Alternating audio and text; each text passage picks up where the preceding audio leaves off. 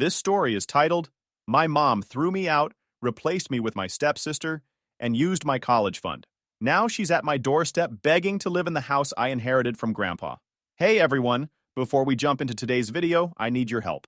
We've noticed the channel is losing some traction, and subscribing is one of the best ways you can support us. It's quick, free, and it helps us keep bringing you awesome content. Your support means the world. Let's keep this channel growing together. Thanks so much. Now let's start the video. You ever realize your mom sees you as a placeholder for someone else? Yeah, that's where this story starts. My name's Lily, 23 female, and up until I was 13, I thought my family was normal. My dad, Ethan, was a superhero in my eyes. Always present, always loving. My mom, Fiona, well, she was more of a perfectionist who was never satisfied. Growing up in a cramped two-bedroom apartment didn't feel like a struggle because Dad made it magical. Weekends were for homemade pancakes, balcony gardens, and building forts in the living room. Fiona? She'd hover in the background, usually muttering about how we needed more money or a bigger place. It wasn't until Dad got sick that I realized just how little Fiona cared about the life we had. When the doctor said the words pancreatic cancer, my dad tried to laugh it off. "I'll be fine, kiddo," he'd say. But I could see the truth in his tired eyes. He wasn't fine. Within months, the man who used to pick me up and swing me around could barely hold a coffee cup. The day he died, Fiona fell apart. Or at least that's what she wanted everyone to think. She cried a lot in front of people, but at home she checked out. I guess I reminded her too much of him. She stopped talking to me, unless it was absolutely necessary, and spent most of her time locked in her room. If it weren't for Grandpa Henry, I don't know what I would have done. Grandpa wasn't just a stand-in parent. He was everything. He took me in like it was the most natural thing in the world. His house, a beautiful old Victorian, became my safe haven. Weekends turned into weeks, and before long, I was living there full-time. Grandpa never complained, not once. He'd just smile and say, "This house was always meant to be full of family." I'd hear from Fiona now and then, mostly out of obligation. The conversations were short and forced, like she was checking something off a to-do list. She'd ask about school, barely listen to my answers, and then rush off to take care of something. It hurt, but I got used to it. Grandpa was my real family now. Then, out of nowhere, Fiona showed up at Grandpa's house one sunny Saturday morning. She was glowing, dressed in a bright yellow sundress and wearing makeup like she was headed to a party. "Lily, pack your bags. You're coming home," she said, grinning like she'd just won the lottery. I froze. "What? Why?" "We're starting fresh," she chirped, like it was the most normal thing in the world. Grandpa looked just as confused as I felt, but he didn't say anything. I think he wanted me to make my own decision. So I went. I thought maybe Fiona had turned over a new leaf. Maybe she wanted to fix things between us. Boy, was I wrong. When we walked into the apartment, I saw a tall guy standing in the living room with a girl who looked a few years younger than me. Fiona practically danced over to them. "Lily, meet Greg and Mia. They're part of the family now." Greg gave me a stiff smile and a nod. Mia, on the other hand, had this smug look like she was already planning how to make my life miserable. "Hi," I muttered, feeling like a guest in my own house. Fiona acted like this was some grand reunion. "We're one big, happy family now," she declared, completely ignoring the fact that I was still standing there in shock. Living with Fiona, Greg, and Mia was like being a background character in someone else's family drama. Except I didn't sign up for the role. From the moment I got there, it was clear this wasn't my home anymore. It didn't take long to figure out what one big, happy family meant. Greg moved into Dad's old spot on the couch. Fiona acted like Mia was the center of the universe, and Greg just nodded along to whatever Fiona wanted. Let's start with the room situation. My old room? Gone. Mia had taken it over within hours of me moving back. Fiona didn't even try to ease me into it. She just handed it to Mia on a silver platter. "Mia needs her own space," she said, when I protested. "You're older. You can make do in the guest room," as if that was the end of the conversation. I got shoved into the tiny guest room, which was a glorified closet. I barely had enough space for my bed and a desk, let alone my books or clothes. From that moment on, it was clear. I wasn't part of Fiona's perfect little family. I was just an afterthought. Mia wasted no time making herself at home in my room. She hung up string lights, slapped posters of boy bands on the walls, and filled the closet with clothes I'd never be able to afford. She didn't even ask if I wanted to keep anything that was in there. It was like a slap in the face every time I walked past the door. "Hey Mia, can I grab a few of my books from the shelf in there?" I asked one day. She looked at me like I'd asked her to hand over a kidney. I guess, but don't mess up my stuff." Her stuff? My books were in my room, but apparently that didn't matter anymore. It wasn't just the room, though. Fiona's favoritism ran so deep, it was like she'd completely forgotten I existed. Mia wanted ballet lessons? Done. Fiona didn't even hesitate. She pulled out her wallet and signed Mia up for private classes the same day. When I was younger, I begged for dance lessons. Fiona had told me we couldn't afford it. When I pointed this out, Fiona waved me off. Mia has real talent, Lily. She deserves this. Oh, and let's not forget the phone. My phone was an old hand-me-down that barely worked. Meanwhile, Mia complained that her phone was too slow, so Fiona went out and bought her the newest iPhone. Mom, my phone is literally falling apart, I said one night. You'll get one when it's necessary, Fiona replied, without even looking up from her laptop. But the worst part wasn't the material stuff. It was the attention. Fiona acted like Mia was her only child. Every time I tried to talk to her, Mia would interrupt with some minor crisis, and Fiona would drop everything to help her. Mom, can we talk about my college plans? I asked one evening while she was cooking. Before she could answer, Mia waltzed into the kitchen. Mom, I can't figure out this math homework, she whined, holding up a worksheet. Fiona immediately turned to her. Oh, sweetie, let me help you. But what about later, Lily? Fiona said, brushing me off like I wasn't even there. Later never came. Mia was also the queen of passive-aggressive comments. She had this way of making me feel small without outright saying anything cruel. Oh, I didn't realize you were still wearing those shoes, she said one day, looking at my scuffed sneakers. They're like vintage or something, right? Or my personal favorite. Oh, I thought you didn't care about having nice things. That's like your vibe. I tried to stay out of the way as much as possible. I spent most of my time in the tiny guest room or at the library, but even when I wasn't around, Mia found ways to make me feel unwelcome. She'd leave her stuff all over the house. Shoes in the hallway, textbooks on the couch, hair ties in the bathroom, and then blame me when Fiona asked about the mess. Lily, can you clean up after yourself? Fiona said one night, holding up a pink hairbrush that was clearly Mia's. That's not mine, I replied, but Fiona didn't want to hear it. Just pick it up. It's not a big deal. It wasn't just Fiona either. Greg wasn't much better. He acted like Mia was some kind of prodigy who could do no wrong.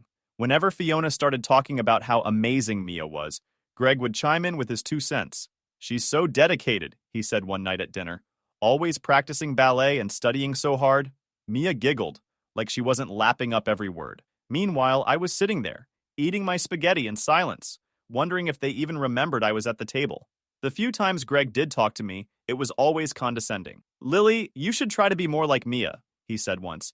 She's really going places. I wanted to scream. I was working my butt off in school, keeping my grades up, and planning for college, but none of that mattered because I wasn't Mia. One day, I decided to push back. You know, not everything has to revolve around Mia, I said during dinner. The table went silent. Fiona stared at me like I'd grown a second head. Lily, that's uncalled for, she said, her voice icy.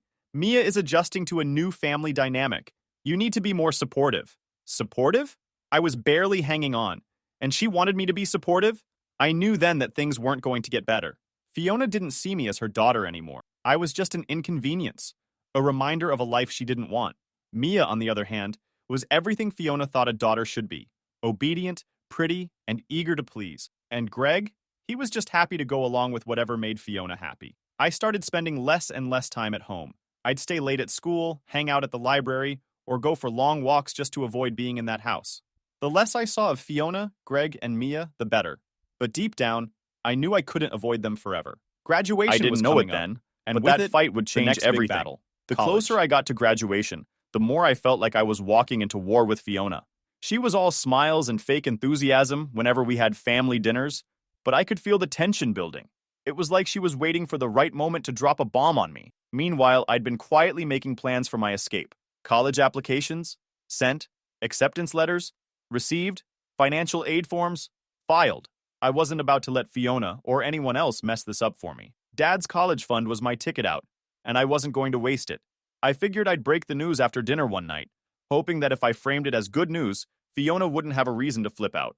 But of course, she found a reason. Mom, Greg, I've got some exciting news, I started, keeping my voice calm. I got into State University. I'm going to study finance and business management. For a second, the room went quiet. I thought maybe, just maybe, Fiona would surprise me and be happy for me. But instead, she exchanged a look with Greg that made my stomach sink. Actually, Lily, she said, setting her fork down, Greg and I have been talking, and we think it's better if you don't go to college right now. I blinked. What? Greg cleared his throat, like he was about to deliver some grand speech. College isn't for everyone, Lily. We think it would be more practical for you to start working after graduation. You can save up some money and maybe go to school later if you still want to. My heart was pounding, but I tried to stay calm. I don't need to save up. Dad left me a college fund for this exact reason. Fiona shifted uncomfortably in her chair. About that fund? I froze. What about it? Mia's been excelling in school, Fiona said, her tone sweet, like she was trying to convince me this was a good thing. She has so much potential, and we think it would be better to use the money for her education. I couldn't believe what I was hearing. You want to take my college fund and give it to Mia? Greg chimed in, all smug and condescending. She's very talented, Lily. It's the right thing to do. You should want to support your sister. Stepsister, I snapped, my voice shaking. And no, I don't want to support her with my money. That fund is the last thing Dad left for me. You can't just take it. Fiona's face hardened. Stop being so selfish. We're a family. Families share. Families don't steal from each other, I shot back. That money is mine. End of discussion. But Fiona wasn't done. If you can't support this family, then maybe you don't belong here, she said, her voice icy. I stared at her, my chest tightening. Are you seriously kicking me out because I won't let you take what's mine? Fiona didn't even blink. If you're going to act like this, then yes. You're toxic, Lily. This family doesn't need that kind of negativity. Greg nodded along, like a little lapdog. Mia, of course, just sat there smirking. She didn't say a word, but the look on her face said everything. She knew she'd already won. I didn't bother arguing anymore. What was the point? Fiona had made it clear she didn't care about me. She only cared about her perfect little family and her golden child, Mia. I packed my stuff that night, throwing whatever I could into a couple of garbage bags. Fiona didn't help. She didn't even come to my room to say goodbye. Greg stayed out of sight, probably too scared to deal with the fallout. As I hauled my things out to the curb, Mia walked past me, phone in hand. She didn't even look up when she said, "Bye, Lily. Hope you figure things out." I wanted to scream at her, but what was the point? Instead, I called Grandpa Henry. "Come home, Lily," he said, his voice steady and reassuring. "You'll always have a place here." Moving back in with Grandpa felt like finally being able to breathe again. For the first time in years, I didn't feel like I was in ongoing stress. He didn't ask for details about why I left Fiona's house. He just said, "I'm proud of you for standing your ground," and left it at that. The first few days were rough. I kept replaying the fight with Fiona in my head, wondering if there was something I could have said to make her understand. But deep down, I knew there wasn't. Fiona wasn't interested in understanding me. She'd made her choice, Mia over me, and nothing I said would have changed that. I threw myself into my college plans, determined to make something of myself. If Fiona thought I was going to fail without her, she was in for a surprise. Grandpa helped me get everything in order, from tuition payments to moving into the dorms. He even drove me to campus on my first day, giving me a pep talk the whole way there. "Your dad would be so proud of you," he said, as he helped me carry my stuff into my dorm. That was all I needed to hear. I didn't hear from Fiona for years after that. Not a single call, text, or email. And honestly, it was a relief. I didn't want her fake apologies or her excuses. I was done with her and her toxic family. College was everything I needed it to be. Freedom, a fresh start, and no Fiona breathing down my neck. I made friends, aced my classes, and worked part-time to keep myself busy. Grandpa was my only connection to home. I called him every couple of days to catch up, and he always made time to visit me on campus during holidays. "Don't forget where you came from, Lily," he'd remind me. "You've got your dad's heart and my stubbornness. Use them wisely." Meanwhile, Fiona, Greg, and Mia, radio silence. They became a distant memory. Not a single call or text for years, which honestly suited me just fine. I'd cut them out of my life, and they clearly had no interest in fixing that. Just a chapter in my life I was happy to close, or so I thought. But as the saying goes, peace doesn't last forever. I had no idea Fiona was still scheming behind the scenes. She hadn't forgotten about me, or the things she thought she was entitled to. And when Grandpa passed away, she saw her chance to swoop in and take what wasn't hers. But this time, things didn't go according to her plan. It was the middle of my final semester when I got the call. I'd just finished a morning lecture and was heading back to my dorm when my phone buzzed. Seeing Fiona's name pop up after years of nothing made my stomach churn. I hesitated, thumb hovering over the decline button. Part of me wanted to let it go straight to voicemail, but curiosity got the better of me. "Hello," I answered, already bracing myself. Her voice was flat, like she was reading off a script. "Your grandfather passed away last night. The funeral is Thursday at 2 p.m. at Hartford Funeral Home." That was it.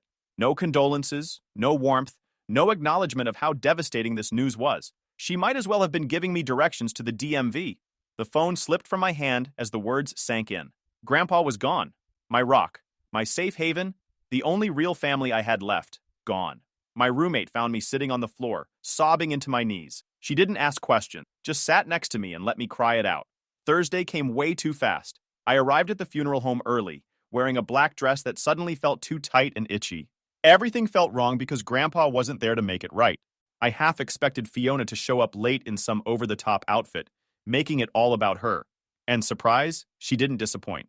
About halfway through the service, the back doors swung open, and in walked Fiona, Greg, and Mia, dressed like they were auditioning for a funeral fashion show. Fiona was in a sleek black dress with a matching hat and veil. Mia was in some designer number, and Greg looked like he'd just stepped out of a men's magazine. They didn't sit with me or even acknowledge me.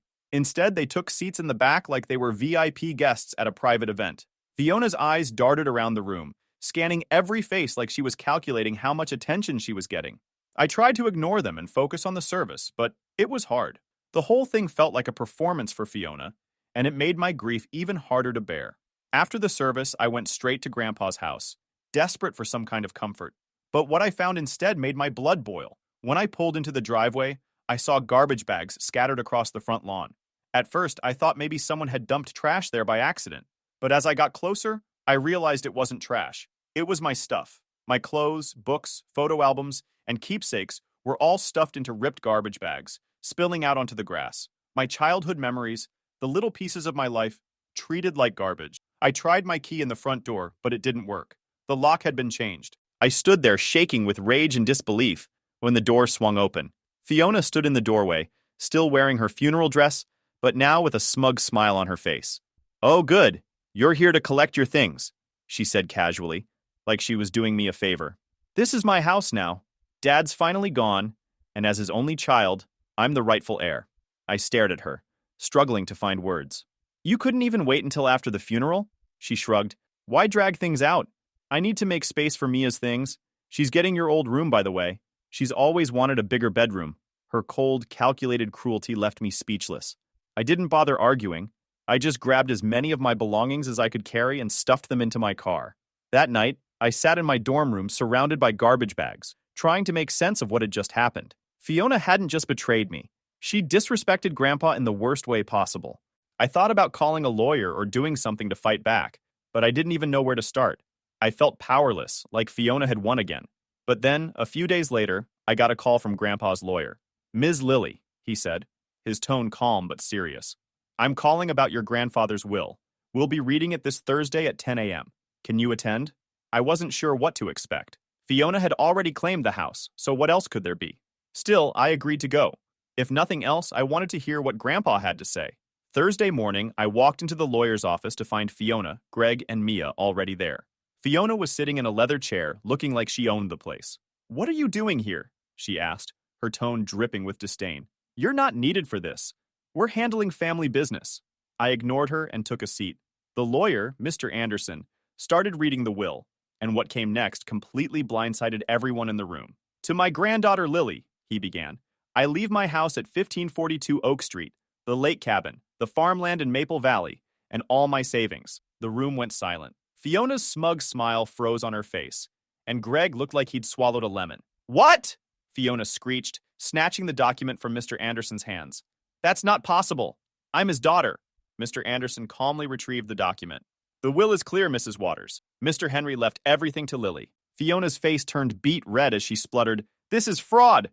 She manipulated him. I'll contest this." "You're welcome to try," Mr. Anderson said, unfazed. "But the will is ironclad.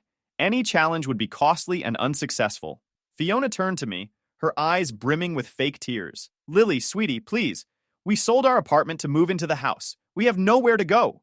I stared at her, remembering every betrayal, every cruel word, and every time she chose Mia over me. "That sounds like a you problem," I said, standing up. "You kicked me out once. Don't expect me to save you now." I walked out of that office feeling lighter than I had in years. Fiona's reign was over, and Grandpa's legacy was safe, with me. Walking out of the lawyer's office with Grandpa's will in my hand felt surreal. I kept waiting for someone to stop me, to tell me it was all a mistake, that Fiona would swoop in and take everything. But no one did. It was official. The house, The lake cabin, the farmland in Maple Valley, and Grandpa's savings were all mine. Fiona, Greg, and Mia had stormed out after their little meltdown. I figured they'd give up after Mr. Anderson told them the will was ironclad, but I clearly underestimated Fiona's entitlement. The next day, I went straight to the house. My house. Seeing it again made my chest tighten, thinking of all the memories Grandpa and I had shared there. But as I pulled into the driveway, I saw their car parked out front. "You've got to be kidding me," I muttered. Sure enough, Fiona was still there. She'd made herself at home, my home, like nothing had changed. I didn't bother knocking. I walked right in, my heart pounding as I saw them sitting in the living room. Fiona was lounging on the couch, sipping tea like she owned the place. Greg was flipping through a magazine, and Mia was scrolling on her phone, legs propped up on the coffee table. "What are you doing here?" I said, my voice sharp. Fiona barely glanced up. "This is my house," she said casually. "You're the one intruding." I held up the paperwork from the lawyer. "Actually, it's my house. Grandpa left it to me, remember?"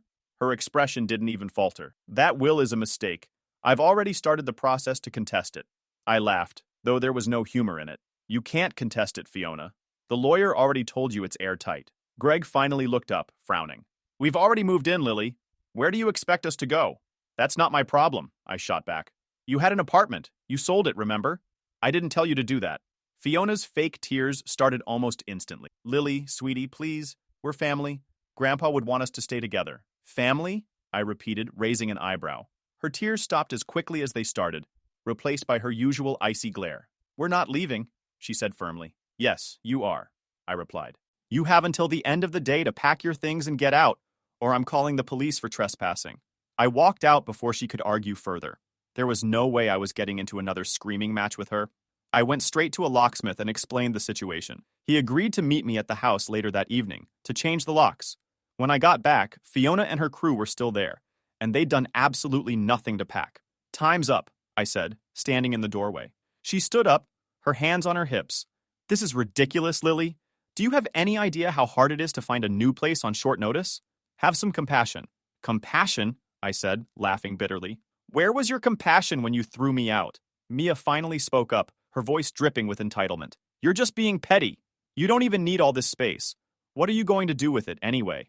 "Whatever I want," I shot back. "Because it's mine. Now get out." They finally started packing, though not without a lot of complaining. Fiona kept muttering about how unfair it all was, while Greg sulked and Mia made a show of slamming drawers and cabinets. I stood outside, watching as they loaded their car with garbage bags and suitcases. It was eerily satisfying, seeing their belongings on the porch just like mine had been. As they were finishing up, Fiona turned to me one last time. "You're no daughter of mine!" she spat, her voice shaking with anger. "Your father would be ashamed of you." I took a deep breath, steadying myself. "No, Fiona. Dad would be proud that I finally stood up for myself." She opened her mouth to say something else, but I closed the door in her face. Once the locksmith changed the locks and handed me the new keys, I sat in the living room, the silence almost deafening. The house felt empty without Grandpa, but for the first time in years, I felt a sense of peace. The next few days were spent cleaning and organizing. I found little notes and reminders of Grandpa everywhere, a book with his handwritten notes in the margins, a photo of him and Dad from years ago, even a jar of his favorite tea in the kitchen. It wasn't easy, but I decided to honor his memory by moving forward. I listed the farmland and lake cabin for rent, figuring the income could help me save for the future. As for the house, I wasn't ready to make any big decisions yet. For now, it was home. Fiona tried to contact me a few times after that, but I didn't respond. I knew she wasn't reaching out to apologize. She just wanted something, probably money or a place to stay. But I was done with her games. A few weeks later, I got a letter from Mr. Anderson, Grandpa's lawyer. Inside was a handwritten note from Grandpa, one he'd left specifically for me. "Lily, if you're reading this, it means I'm gone. I'm sorry I couldn't stick around longer, but I know you'll be okay.